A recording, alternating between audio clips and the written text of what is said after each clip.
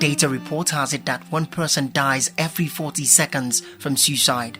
A senior registrar at Department of Community Medicine, JUT, Olutomi Shodikbo, said stemming this ugly trend will require promoting mental health awareness. If you are aware that it is okay to talk about the way you feel, if you are aware that there are services available, there are mental health advocates, there are practitioners available for you to speak with, and if you are aware that you can do something about it, stigma will be reduced. Because there's a lot of stigma and taboo associated with suicide, so people don't want to speak about it.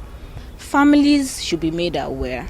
Friends, communities should be made aware. We can do this in form of health education, and that is something we as the Youth Suicide Prevention and Response Unit aim to do, to promote mental health awareness. She said amongst the very many factors contributing to suicide, cyberbullying are more than twice as likely to self-harm and enact suicidal behavior.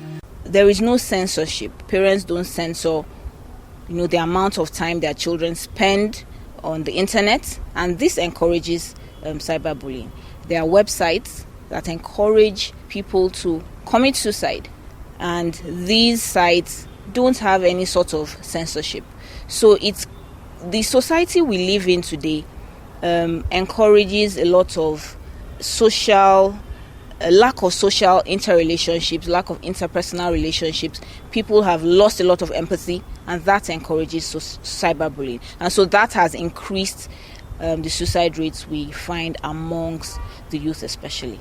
To further prevent suicide, Olutomi Shodikbo called for the integration of mental health services into the primary healthcare system. Another thing is training health and non-health workers, integrating mental health services to primary health care.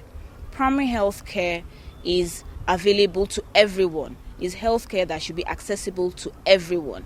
We have PHCs all over our places. We have PHCs close to our houses. These PHCs should have health workers who are trained on identifying signs and symptoms of mental health disorders early, and also being able to diagnose and sometimes treat. A consultant psychiatrist, Dr. Umoga Charles, said the first step to eliminating suicide is understanding that it is preventable. I think the first way to start dealing with it is to tell us that we're human beings and we have brain. And brain is just one of the organs in human body. So just like other organs in the human body can have disease conditions or illness, brain can have illness. And mental illness is the illness of the brain. So it is not a crime that your brain developed an illness. If you can develop fever and you go to hospital to treat it, if you notice that you are having challenges with your brain, challenges with mental health symptoms, you should be bold enough to go, because you need to take care of your brain, which is an organ in your body. World Mental Health Day, observed on October 10, is an opportunity to raise awareness of mental health issues and to mobilize efforts in support of mental health. This year, the theme is suicide prevention.